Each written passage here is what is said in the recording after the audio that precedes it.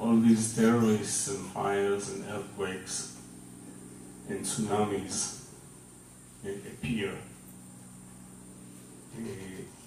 That's my own personal karma that is responsible for that. So, should I look what's the solution outside, or should I look what's the solution inside? Yeah, okay. At the time of the Buddha, somebody asked the Buddha, and in fact shared his idea by saying that all that we are experiencing today is a result of past karma. So there's nothing much we can do. We have to just experience it, good, bad, whatever. So he shared this idea to the Buddha. Then there's a long conversation between the questioner and the Buddha. But anyway, the final answer that the Buddha gave was, no, that is wrong. It is true to say there is a karma that somebody has done in the past. It is also wrong to say that it is only the past karma, because there is present karma, because there is a future karma that you are going to commit. So you need to understand all this. Now by saying this, what the Buddha was saying was that yes, it is possible some of these things are that you are experiencing is due to past karma, but it does not also say that you are now a helpless victim. You know, your fate is decided. That right now you have this choice to do good karma or bad karma. Then he for example says that right now in this life, you suddenly go and kill the king who is very rich. Then you get all his wealth. So that is a karma that you do right now. It's not something that you have done in the past. This is something that you have done. And because of this karma, you accumulated certain negative deeds of killing the king. But also, temporarily, you got this benefit of getting a lot of wealth. So he gives such examples. So whether it's positive or negative, there are many things that we can do right now also. So like for example, okay, let us say tsunami. Okay, it may be, we are not so sure, it may be our past karma, collective karma, but this does not mean to say there's nothing we can do. This is not to say, okay, it's the past karma, so I only purify my inner karma, then everything will be alright. No. Yes, you purify your karma, so that in the future you don't have to experience those things, but what will you do with this present tsunami, you know? You will not be sitting there as a spectator, but you will go and provide help, you know, things like that. So generally speaking, we say karma and condition. There is a karma and there is also condition, the situation which compels you to do things. Your present situation that makes you do things. So karma is not just one thing, so many things, so many causes and conditions, as we say. Okay? That's all.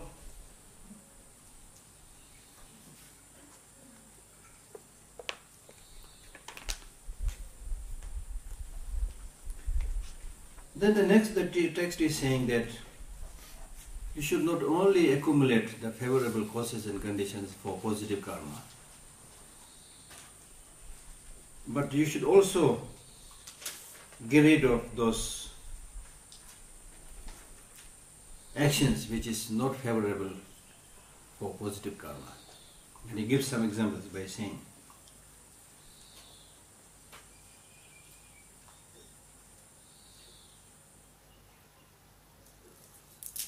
it's a very interesting example. He says, if somebody came in this workshop, somebody came and give something to everybody, $100 each, or maybe bag of sweets, whatever, everybody. But I did not get. Oh, you did not get. Then suddenly, either she or I will say, what? Everybody got it? I didn't get it. Who gave it, I want to get my share. So in ordinary life, when somebody is getting things, advantages, possessions, you are not getting it, you will try to get your share. But do we do that with the Buddhist practice? When many are doing practice and you have no opportunity to do the practice, do you say, I want to get my share of doing the Buddhist practice? We don't care about that. I don't understand you. For example, many are practicing, for example, a good practice. Many are doing good practice, like the teaching of the Dharma. Okay. And you did not get the opportunity. I see. Then you will not say that, oh, everybody got the opportunity to listen to the Dharma. I did not get it, so how can I get it, You may not worry so much about those things. So therefore you should worry about those things, that you missed the opportunity. You did not get your share. So get your share of listening to the teaching. Because in terms of food, even if you miss your share, you might remain hungry for a few hours. That's it. But if you miss this share of the good teachings, then you will not be able to go to higher states of rebirth, nirvana, enlightenment and so forth. And as a result you will fall into the negative state of existence. So that is a great missing of the share.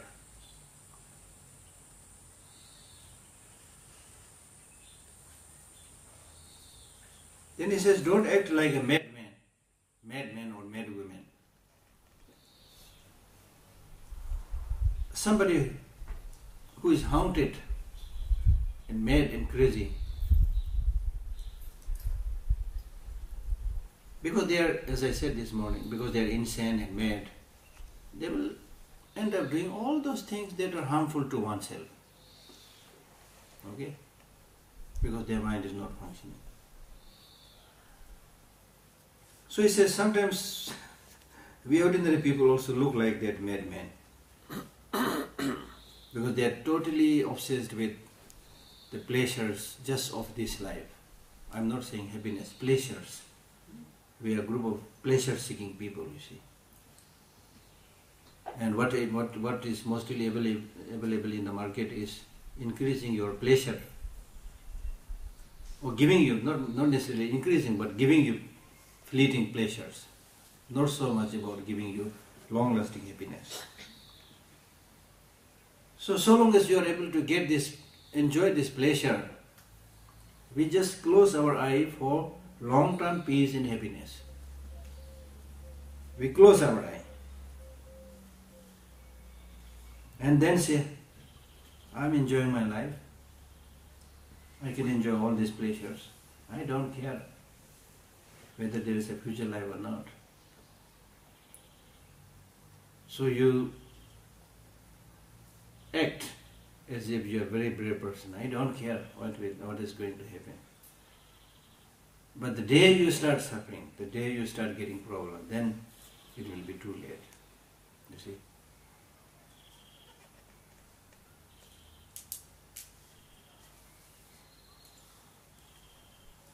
And forget about those who do not do any spiritual practice. They end up doing many bad things. But even the so-called spiritual practitioners, they also spend a lot of their time fulfilling their desires, increasing their attachment. So one has to check oneself very carefully. It's a very delicate practice. For example, right now you are all listening to me thinking that, oh, this Geshe must be very pure, very enlightened. But I know who am I. You see? Desire, attachment, everything will come, you see. So one has to take care of this. Your appearance will not solve the problem. The real, thing is how you live your daily life. How you live your daily life. So therefore, the Buddhist teaching says that in short, wherever you are, in Israel, in India, in America, wherever you are, whichever place you are, in Jerusalem, in Tel Aviv, wherever you are, whatever you are doing,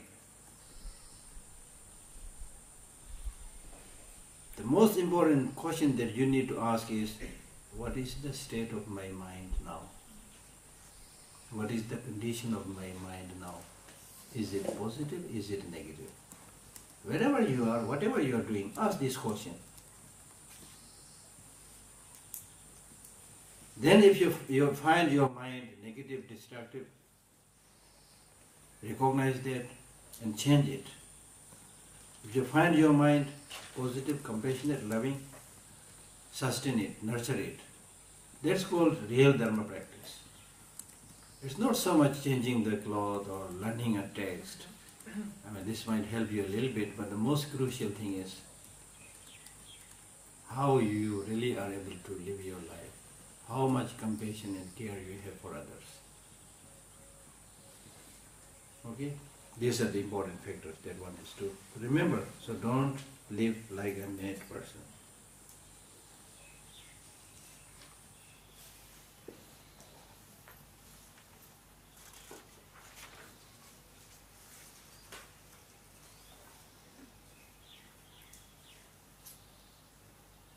Then he gives another example saying that how we practice is like shooting an arrow. Shooting an arrow. When you are just watching people shooting the arrow towards that target, so many people are there in line shooting the arrow to hit the target, but hardly anybody is hitting the target. Then you as somebody watching from outside, how come, all these stupid people, none of them are able to hit the target, you see. It looks so easy. It looks so easy. Why nobody is able to hit the target? But when you are given the opportunity to shoot, you also fail. So we should not be like that. That means when you see other practitioners, other monks, then it's very easy for you to criticize. Oh, this monk is supposed to be practicing, look at his behavior. That other person is supposed to be practicing Buddhism for many years. I saw her going to Dharamsala many times. But look her behavior, same, So it's very easy to make fun of others. But when it comes to you, you are no better. You are not better. So you should not be like that. You should not be like that. Then you should not be like that hide, that covers the butter, Now here you don't know, but in Tibet, when we used to sell butter, then the butter is packed in a hide, leather hide. So with passage of time, the leather which is in contact with that butter becomes very tough. Outside very tough. Now if you want to tan it, tanning the skin, tanning the leather, if you want to tan it, impossible. It has become so tough, impossible to tan it. The ordinary leathers or hides, if you put some oil, some butter and tan it, very easy to tan it. But the one that is always in touch with the butter, impossible. So you should not be like that. That means such things can happen with the so-called people who are in touch with Dharma for a long time. So you become Dharma proof, just like waterproof. You are in touch with Dharma, but you become Dharma proof. You are good in teaching, good in explanation, but no practice. Just like that leather that was constant touch with butter. Okay, so even the sinful persons, very, very bad sinful person can become good. they become good practitioners because they regret over what they have done and they change their life, become good practitioners. But those who are always in touch with Dharma but never practiced, nobody can change them. Because if you explain something to them, they will say, oh, I know this. I studied in the monastery for 20 years. I know this, you see. So nobody can give teaching and change them. And they themselves are not practicing. So what is the method? How can you? So on such occasions, probably the only thing that can change them is when they suffer a tragedy. Something like that. The real nature, when they meet with the real nature, then probably, hopefully, but very difficult. I have seen myself, including probably myself, monks who have been studying for 20, 30 years, but really good scholars, but as a person not much change. It's possible, because you never try to relate the teaching to your person. You never try to, make that effort that you become a different person, that you change, You have not done that. You only memorized, learned the text, never touching yourself. So you kept this gap between the teaching and yourself. So that should not be there. That should not be there. Okay? Even if we know a little bit, if we become a little bit better, then that's a great thing. And similarly it says, do not act like that stone in the water. The stones, they remain in the water, but inside they don't get wet, They're always in water, but they don't get wet inside.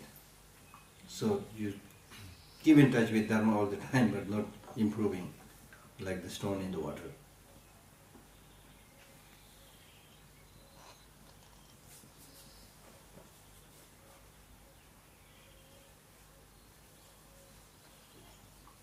Then he says, don't act like, I don't know what is the right English word.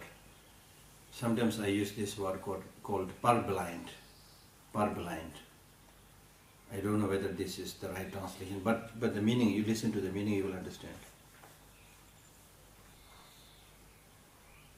There are some people who have lost their eyesight, but when you look at them, it seems they have not lost their eyesight, that they are able to see. It appears to you, but actually they can't see. Okay, but when you look at them, both eyes are there, it seems he's looking and he's seeing. So this text says, don't be like that.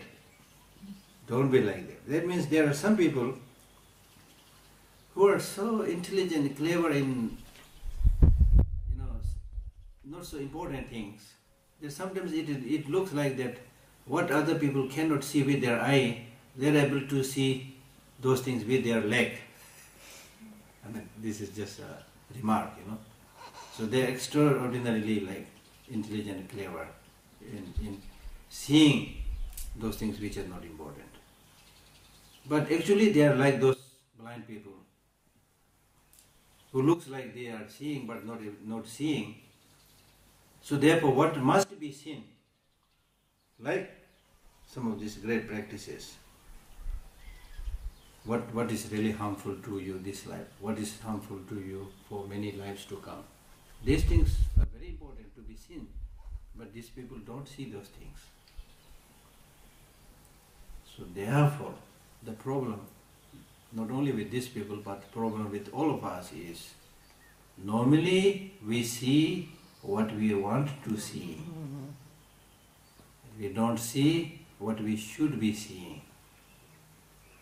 We hear what we want to hear, and we don't hear what we should be hearing. So even when you listen to the teaching, if the teaching conforms to your old habit, wow, the teaching is so good. Because it conformed to your old habit. But if it goes against your way of thinking and your habit, you say, oh, he said this, but I don't understand, In life you need some anger, So something like that, you see. So therefore it is important to see the truth and not try to see whether it is in accordance with your thinking or not. Because through these practices, what you are trying to do is to live a life in accordance with reality, We are not trying to live a life in accordance with what you have been living. And then if that is the case, then there's no need for us to talk. Okay? So that's what he's saying here.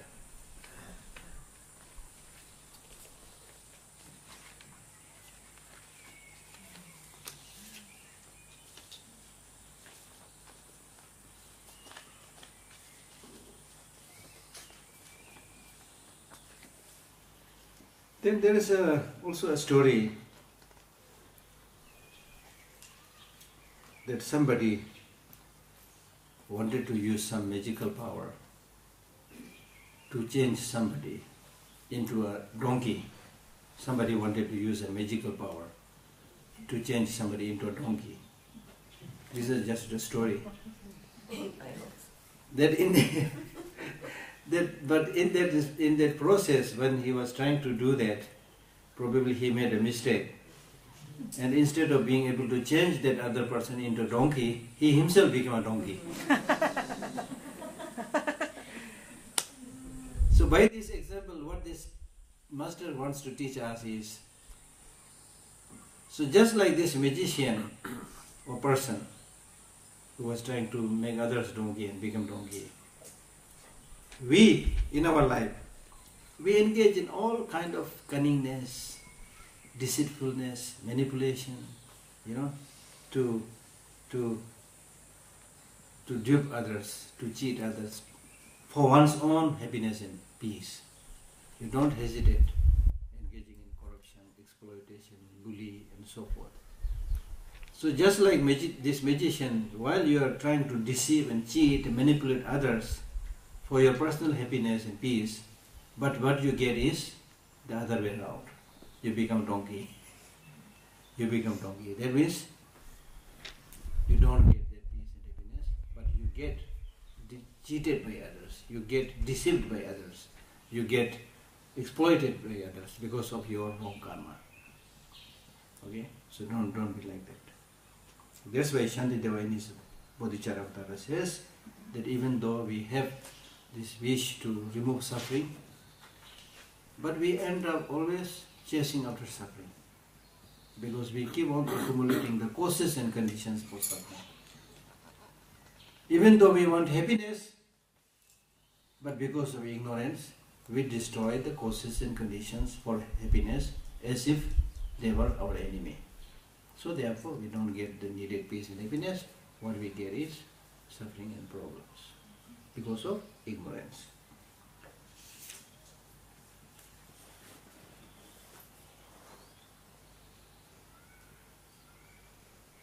Another story. A deer from a place called Vejishava, the deer from Ve is a place. So in the central place, somewhere in Tibet, a monk went around to check his, field. He must have planted something, so he went around to check the crops in the field. Then he found one deer who in the night came in the field and eating so much crop, and he is completely fed, probably overfed, and he is hardly able to move, and he is sitting there. The other deer, of course, immediately ran away, but this deer, he was sitting there, cannot move. So the monk tried to gently, push him away from the field. But somehow the deer was not moving. Then he said, if this is your behavior, you will soon be killed by some people, you see. If this is your behavior, this is how you act, you will soon be killed by other people. So similarly, the teaching says, like that deer, if this is our behavior, this is how we live, by engaging in negative things and so forth, then don't expect to get liberated from samsara. You will continue to stay here like the deer, not making a move towards liberation, and you will continue to experience suffering.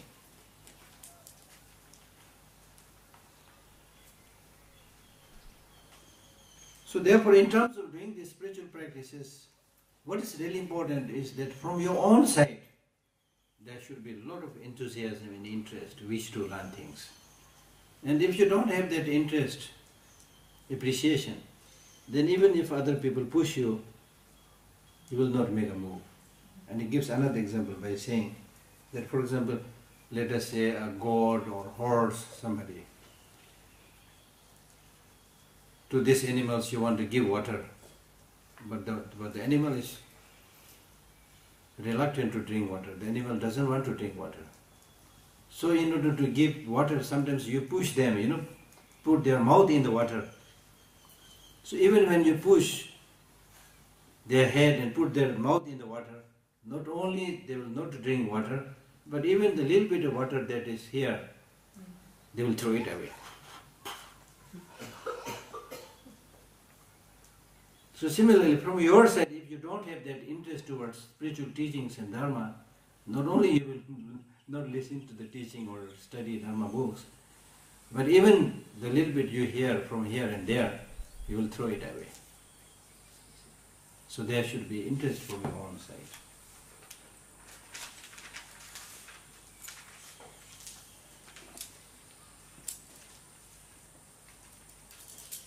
And then next he says, because we have so many afflictive emotions within ourselves, it is important that you be careful. And he gives another example by saying that if this floor, for example, underneath this floor, if there is a lot of humidity, but on the surface you don't see the humidity right now. But as soon as you sprinkle a little bit of water, the whole thing will immediately become wet, because underneath it's already wet. So because of that it will already become wet. So therefore in our case also, just like that humidity under the floor, we all have afflictive emotions within us. Anger, jealousy, hatred, all lying dormant within us. So as soon as we encounter the external situations, when you see something beautiful, something handsome, something good, immediately the negative emotions arise.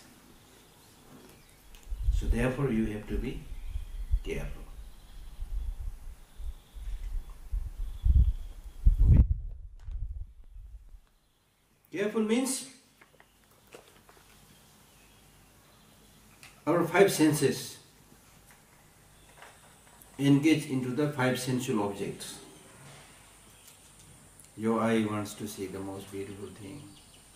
Your ear wants to see the most melodious songs. Your nose wants to smell the most beautiful fragrance. Your tongue wants to taste the most delicious food. Your body wants to come into contact with the most soft cloth or things like that. So we have this, sensual desires.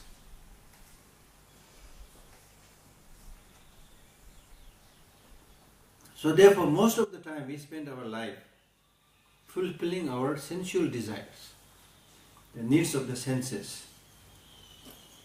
And therefore the sensual objects, they become very attractive.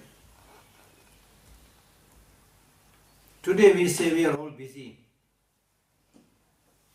We are busy doing what? Mainly going after the sensual objects. That is how these big malls came about. The big malls. Do you have many big malls here in Israel? Yes. Okay, little bit exaggeration from my side, but you will see the element of truth there. If you look at the malls,